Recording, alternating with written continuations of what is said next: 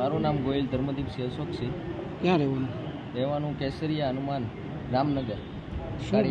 શું બનાવ બનાવ બન્યો ગઈકાલ સાંજના સમયે ક્રિકેટ રમતા હતા કોમન પ્લોટ ઉપર. તેથી દડો વારંવાર આવવાની સમસ્યાથી વાગતો હતો દડો.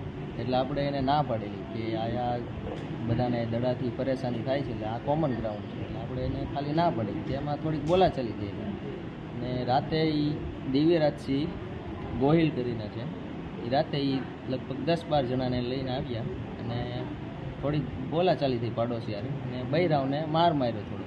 તે આપણે વચ્ચે છોડવા ગયા, તે મને ધોકા અને પાઇપથી મારેલ છે.